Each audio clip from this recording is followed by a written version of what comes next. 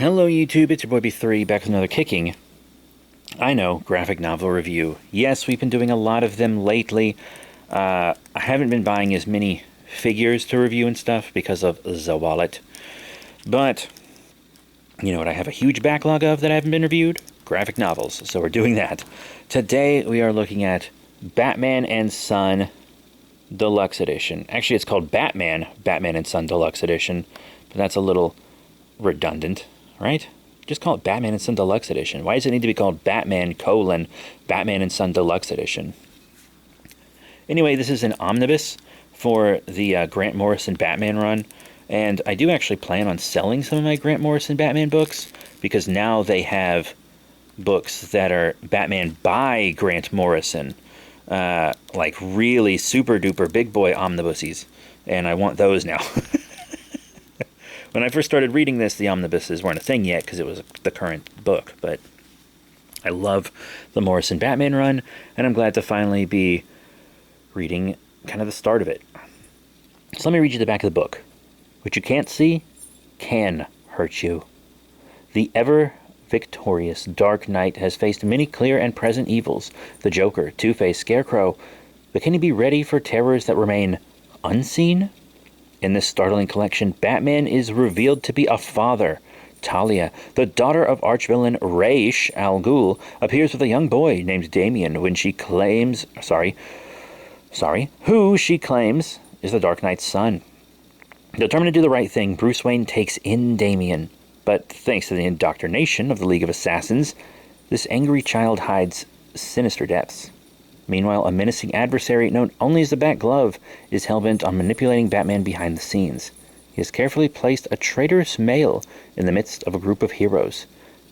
Dedicated to Batman-like acts, the Black Glove is brilliant and utterly evil, and is the man who will eventually be responsible for the Dark Knight's death in a story that culminates in Batman R.I.P., which I believe I've already reviewed. So to stop these malicious masterminds, Batman must push the limits both mentally and physically. Will he be able to rip free the blinds and see the evil lurking around him? From the inspired mind of comic guru Grant Morrison from Action Comics and All-Star Superman. I've reviewed All-Star Superman, it's great, and I will be reviewing their Action Comics run. And artists Andy Kubert from Flashpoint, Josh H. Williamson III from Batwoman, and Tony S. Daniel from Detective Comics comes an astonishing tale of Batman's darkest hours. Collects Batman numbers 655 through 658, numbers 663 through 669, numbers 672 through 675, which includes issue number 666, a futuristic glimpse at Damian Wayne as the new Dark Knight. Ooh la la. But there is a lot in this omnibus, so we really need to go ahead and get through it. First is Batman and Son. Incredible art in all of this. Magnificent art. A phony Batman, which is a cop dressed as Batman, tries to shoot the Joker, and that will be much more relevant later, but just know that there's graffiti all around that says Zur in Ara, so, or Zur in R, I think is how it's supposed to be pronounced. Zur in R. Yeah, keep that in mind, because that will be relevant down the line in the Morrison run. But Batman and Tim Drake Robin kind of go their separate ways to do some stuff, and Bruce Wayne sees Kirk Langstrom acting weird, and there's this really cool, like, art gallery thing he attends as Bruce Wayne, because he's been not being Bruce Wayne a lot, and needs to keep up the facade. Also, he's wearing the really amazing Hush bat suit this entire time, which is... it's the best bat suit. It's my favorite. Oh my god. It, like, actually is my absolute favorite. We also see Bruce Wayne meet Jezebel Jet, which is his love interest throughout this book. And we see the League of Assassins has actually forced Kirk Langstrom to give them the Man-Bat formula and made a bunch of ninja Man-Bats. Yes, Talia uses them to attack this art gala that Batman is at, and it's like a comic book kind of art gala, and a lot of the comic book art in the panel is actually relevant to what's going on in the comic panel you're reading. It's pretty good. God, this is amazing art and amazing writing. The whole team is just incredible. But Talia captures Bruce and introduces him to Damian, and not a lot of people talk about this. Batman was date raped, right? Like, he was straight up sexually assaulted.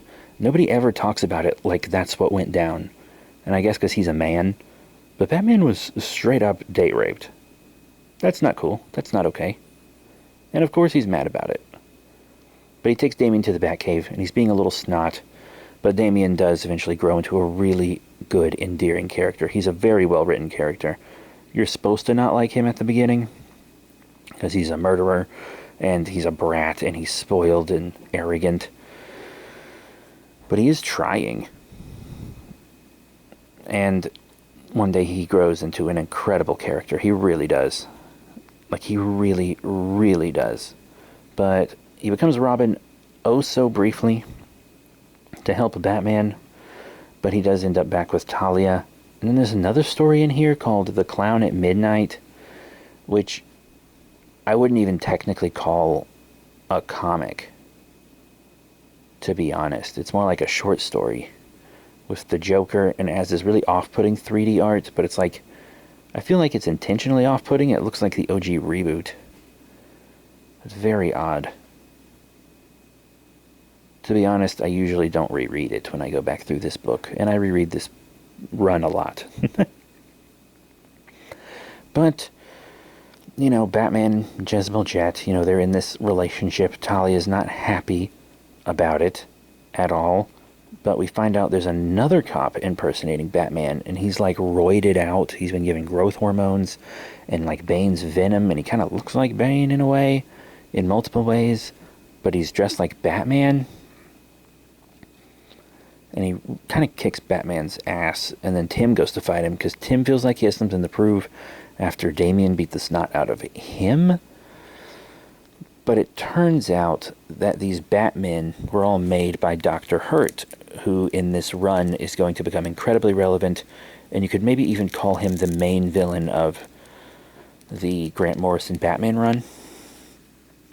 But Dr. Hurt took police officers and kind of made them his own dark, twisted Batman with like military level training, and he's also kind of a psycho that turned them into crazed killers.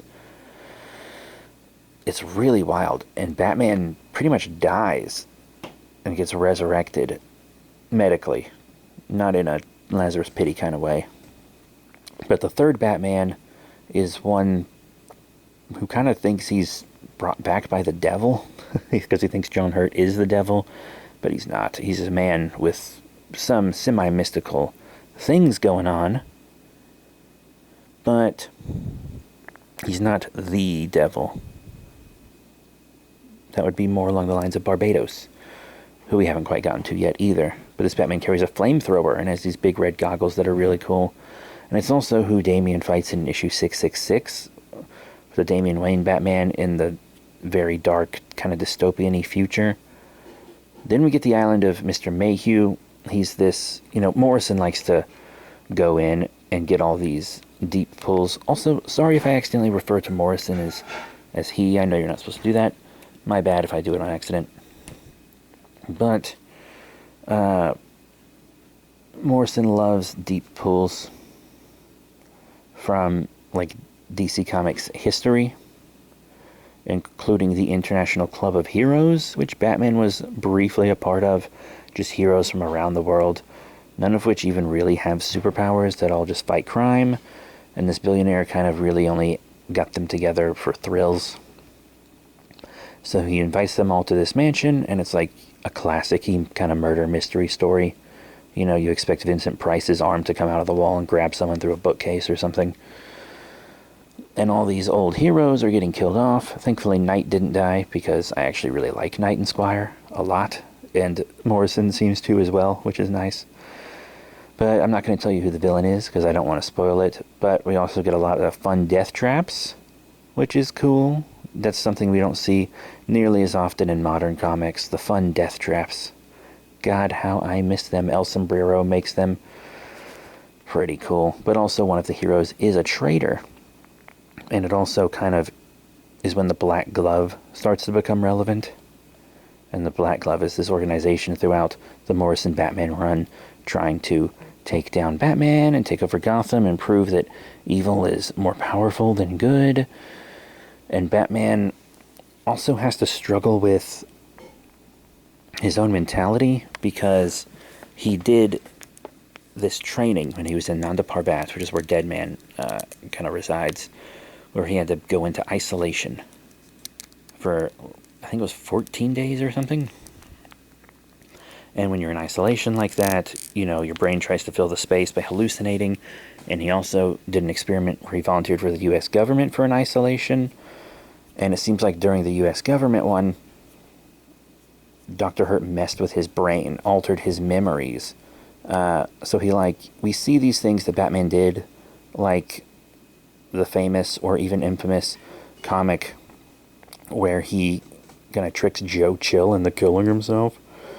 But did he really do that, or was it a hallucination? It doesn't tell you if it's a hallucination or a memory. Some things are memories, some are hallucinations, and Bruce is trying to decide what's what. And there's this Batmite is here, but it's not the real Batmite. It's like a hallucinogenic Batmite that's guiding him in his mind because of Zur-En-Arrh.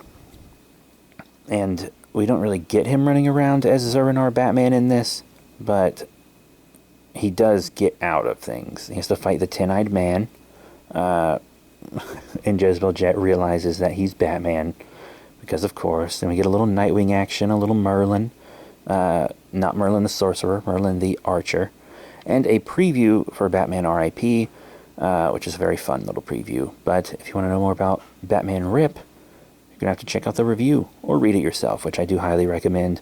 But don't go into Batman Rip without reading the Grant Morrison run stuff before it, because you will be confused. So that's it. Thank you all very much for your support. This is a really good book with a lot of great stories. Make sure you read Morrison Batman in order, because if you do not, you will be very, very confused. So that's it. Thank you all once again, and I'll see you all next time. Bye for now.